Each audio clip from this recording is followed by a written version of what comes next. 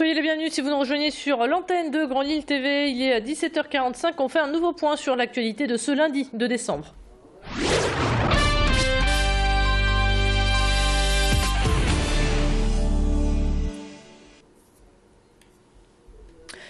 À la une de cette édition, la colère des transporteurs ce matin vers 6h30. Une trentaine de poids lourds ont bloqué la 25 pour manifester contre l'écotaxe.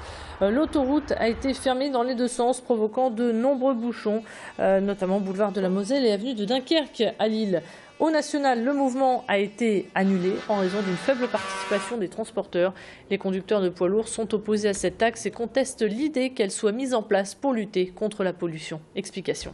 Aujourd'hui, les camions ne polluent plus comme ils polluaient auparavant, puisque maintenant, si vous ne le savez pas, je vais vous le dire, il y a un système qui est monté sur tous les nouveaux véhicules qui s'appelle l'AD-Blue et les particules sont quasiment toutes brûlées à 100% avant de sortir du pot d'échappement.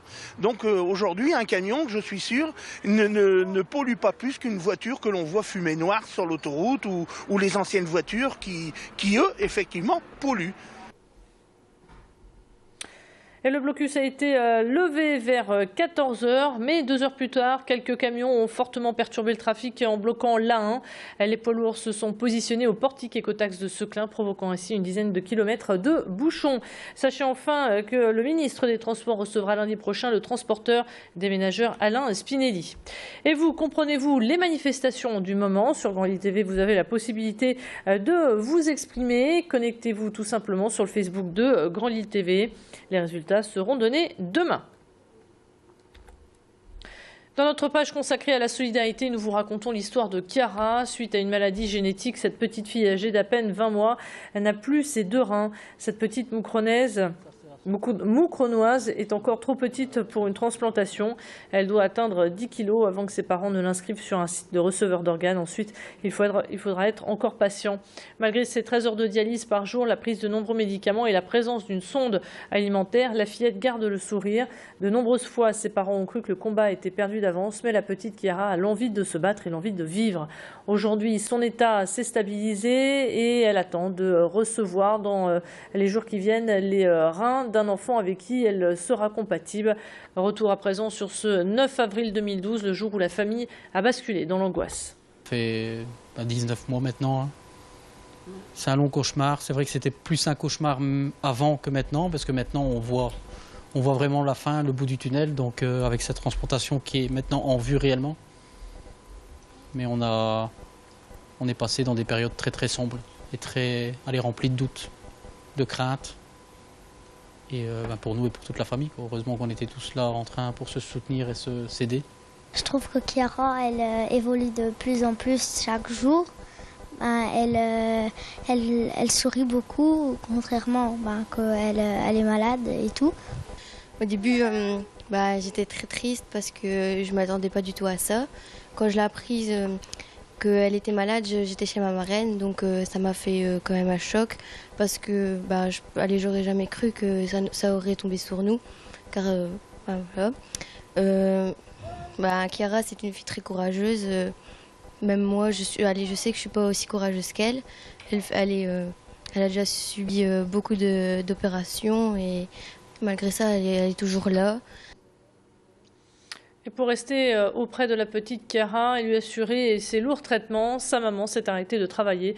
Les frais engendrés sont conséquents et aujourd'hui, ils ont besoin d'aide. Alors pour mobiliser les nordistes à leur cause, les parents ont organisé un cours de Zumba ce samedi à Lycée d'Erceau en Belgique et un couscous est prévu le lendemain. Pour aider la petite Chiara, vous pouvez également envoyer vos dons à l'adresse qui s'affiche sur votre écran.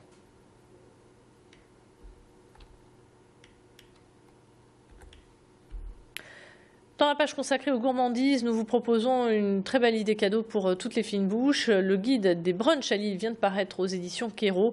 Vous allez faire le plein d'adresses où vous serez sûr de déguster de bons mets. Son auteur Virginie Wojciechowski était l'invité d'Adrien Lannoy ce matin. Ça dépend des goûts, plutôt salé, plutôt sucré, plutôt les deux. C'est vraiment en fonction des habitudes alimentaires de chacun.